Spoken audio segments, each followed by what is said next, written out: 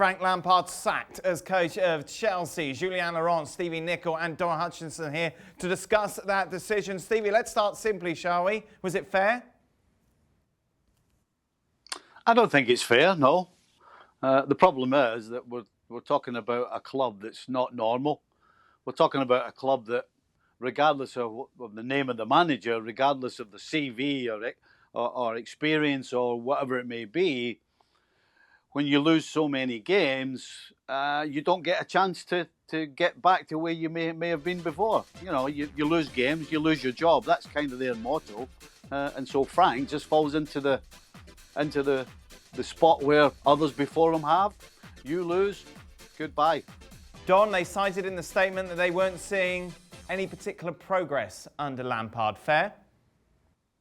I think that's fair. I do think as though he should have had a little bit more time to try and get his way out of bad form into good form. They're still in touching distance of the top four, still in the last 16 of the Champions League, still in the FA Cup. But there was a couple of performances at the end of last season and the start of the season that worried me. The 3-0 down against West Brom, come back to 3-3. I was at the Southampton game when Chelsea were unbelievable for 45 minutes and battered Southampton. They drew that 3-3. They were hanging on towards the end of the game. So there's been games where he got himself into good form. There was one period of time, November, December, where they had the most clean sheets in the league and they were sitting top of the league, I think, on December the 5th.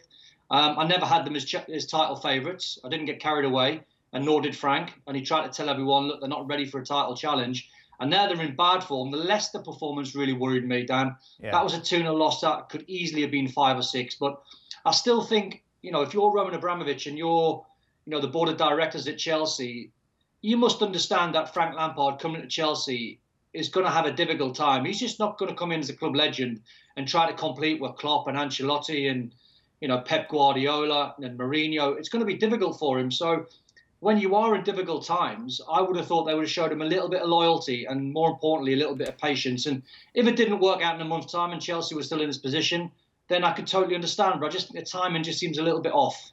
What was it, Jaws? What was the last straw? Well, not the Luton game because they won it, and it's always strange when you sack someone after a win, even if it's in the FA Cup or for Thomas Tuchel at PSG in the league, for example. I think it's an accumulation of things, like the boys have said, the results haven't been good enough. He's the manager of the Abramovich era with the lowest points tally per league game, which is just not good enough. It's not good enough. The performances that they've put, the way they've played, no identity, and we at the end of January now, no patterns of play, no style. There's nothing you can see really in the game as they played. Too many defeats, certainly in the last 6 weeks, and I think he also pays the difficult relationship he had with Marina Granovskaya, difficult relationship that he had with some of the dressing room. Certainly the fact that Timo Werner and Kai Havertz have failed so far to establish themselves in that team is also on him. He can argue that he wanted Declan Rice, that he didn't think the team was balanced, that he needed a bit more time, whatever excuses he can come up with. I think overall it's just not good enough. And we've seen Abramovich in the past sacking managers who've won great things like Mourinho, like Ancelotti, and keeping some like Sarri, like Conte to finish the season, and they finished with the trophy as well. But for him, he must have thought that it was the right time to change and to bring Thomas Tuchel in. What are you hearing, Don? I'm not hearing much. I've dropped Jody Morris a text this afternoon, and obviously I wouldn't bombard them with text because you know Frank will be hurting, and so will Jody Morris. But Frank knows. I think he said that in his statement tonight that he's disappointed, and rightly so.